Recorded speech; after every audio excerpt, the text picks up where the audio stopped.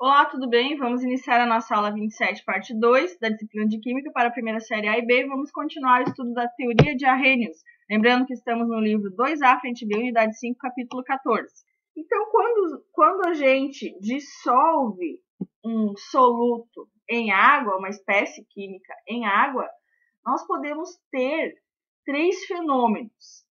Então, nós vamos ter a dissociação iônica, ou a dissociação molecular, ou a ionização, para algumas espécies químicas, né? Então, nós vamos ter uma dissociação iônica quando nós tivermos uma substância iônica, que é uma substância formada, né, por ligações iônicas.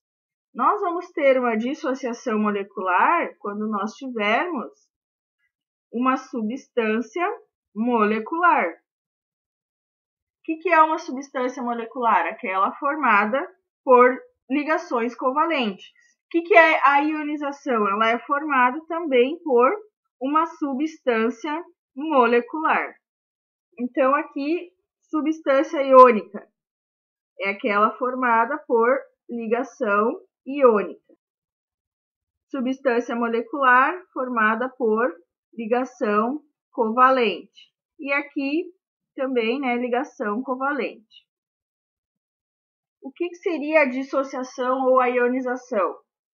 É um fenômeno que ocorre quando nós inserimos, né, adicionamos uma espécie química em água. Tá? Então, essas três, né, tanto a dissociação quanto a ionização. E aí, né, um exemplo de substância que, ao ser adicionada em água, vai ocorrer esse fenômeno de dissociação iônica. Nós vamos ter aqui sais e bases. Na dissociação molecular, substâncias, no geral, né, que são formadas por ligação covalente. Na ionização, substâncias ácidas, né? Então, os ácidos vão, quando adicionados em água, ocorrerá então a ionização. Como que nós representamos isso? Mas antes de nós representarmos, o que eu vou trazer aqui para os senhores? Vou trazer aqui para os senhores que nós vamos começar a estudar funções inorgânicas. Funções inorgânicas, que nós temos principalmente 4 tipos aqui que vamos estudar, que são ácidos, bases, sais e óxidos. O que é uma função? Função é um grupo de substâncias que possuem características similares. Então, a gente dá o nome para essa função e coloca ali dentro todas as substâncias que têm essas mesmas características similares. Então, nós vamos ter ácidos que eles têm características em comum. Então, todas aquelas substâncias que a gente vai falar que são ácidos é porque eles têm características em comum. E por que aqui o termo inorgânicas, né? Porque nós vamos falar aqui de substâncias, na maioria, né? Maioria delas, que não contém carbono na sua fórmula estrutural ou molecular, né? Então, na sua fórmula, na sua composição, né? Vou colocar aqui na sua composição. Então, não vamos ter carbono, com apenas algumas exceções, né? Que a gente vai ver, que eu vou citar aqui, por exemplo, o ácido carbônico e dióxido, o monóxido de carbono e o dióxido de carbono. Alguns exemplos. Tem carbono, mas mesmo tendo carbono, eles estão classificados aqui como função inorgânica. E como é que a gente vai representar aqui, então, quando ocorre uma dissociação iônica, uma molecular ou uma ionização? Já vimos que sais e bases estabelecem, então, uma dissociação iônica. E ácidos ocorre então a ionização. Como que eu vou representar uma dissociação iônica de um sal? Então, vamos representar aqui a dissociação iônica de um sal. Primeiro, sal, como exemplo, NaCl, a gente sabe que é o sal de cozinha. Nesse caso, nós sabemos que ele é formado por ligações iônicas, então o fenômeno que ocorre ali é uma dissociação iônica. Quando que ocorre a dissociação iônica? Quando esse sal ele é adicionado em água. O sal sozinho, que ele é um sólido cristalino, ele não conduz eletricidade. No entanto, se a gente pegar aqui esses NaCl e adicionarmos em água, o que vai acontecer? Ele vai, então, dissociar, ou seja, liberar os seus íons, seu cátion Na+, e o seu ânion Cl-. Então, essa é uma representação. Nós temos aqui o NaCl sólido, e no final a gente tem os seus íons liberados ali em um meio aquoso. Então, AQ aqui está significando um meio aquoso. Então, essa é uma equação para representar a dissociação iônica desse sal. A dissociação iônica de uma base, vamos pegar como exemplo aqui o NaOH, né? Então, o Na está se ligando a OH por meio de uma ligação iônica. Então, nós vamos ter aqui NaOH. Se a gente adicionar em água, o que vai acontecer? Vai liberar o seu cátion Na+, e o seu ânion OH-.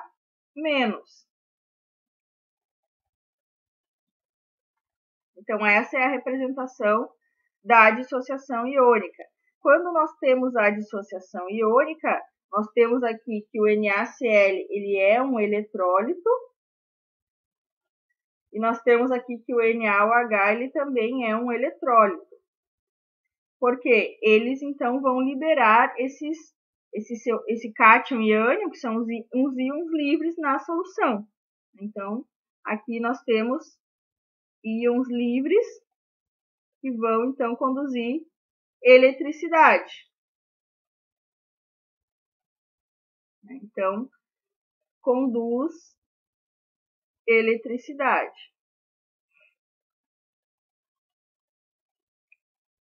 E para a gente representar, então, a dissociação molecular, nós vamos pegar como exemplo uma substância molecular. Vamos pegar, por exemplo, a glicose, que é o C6H12O6, e que é a glicose, né? Ele é um tipo de açúcar. Vamos pegar aqui a glicose. Se nós adicionarmos a glicose em água, o que vai acontecer? Simplesmente ela estará ali dissolvida em água, mas o que está ocorrendo aqui? Não produz íons, ou não gera, né, íons livres. Nós não temos nenhum tipo de íon aqui. Então, por isso, essa dissociação molecular, que a gente chama de dissociação molecular, apenas acontece o quê? A glicose está dissolvida em água, mas não, essas substâncias moleculares, elas não vão gerar ou produzir íons livres na solução. Então, essas substâncias aqui não conduzem eletricidade, né? Porque não tem íons livres ali. E então, a gente não pode chamar essa espécie química, a glicose, a gente não pode chamar ela de eletrólito, tá? Então, ela não é um eletrólito. E isso vai acontecer, essa dissociação molecular, com todas as substâncias moleculares. Elas não vão gerar íons livres ali na solução. E nós temos, por último, aqui, a ionização. O que vai acontecer aqui? Como o nome já diz, vai gerar uma substância molecular, vou colocar aqui uma substância molecular, vai gerar íons em solução, ou vou colocar aqui, ao ser dissolvida em água. A gente viu aqui em cima esse exemplo da glicose, né, que ela não gerou íons livres. Então, a gente chama de dissociação molecular. E aqui, na ionização, sim, vai gerar íons livres. E isso acontece com quem? Acontece apenas com as substâncias denominadas ácidos. Então, a ionização vai ocorrer apenas com ácidos. E como é que nós vamos dar um exemplo aqui? Nós vamos pegar o ácido clorídrico. Esse aqui é o ácido clorídrico. Nós vamos adicionar água, vai gerar o cátion H+ aquoso, mais o ânion Cl- aquoso. Então, aqui vai sim produzir íons livres. Então, essa é uma forma da gente representar, é uma forma simplificada de representar, mas o que na realidade acontece? Então, nós podemos encontrar uma representação ou desse jeito aqui, ou desse segundo jeito aqui. Nós vamos ter HCl mais água,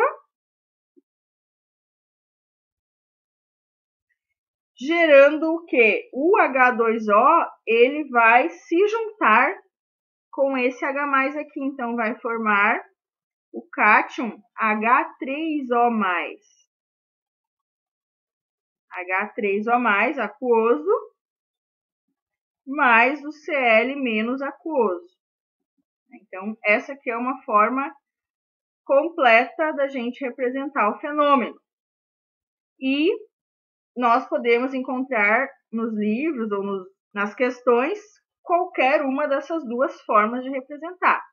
Então, nós vamos ter que saber representar aqui a dissociação e a ionização, tá? De acordo com as equações aqui químicas.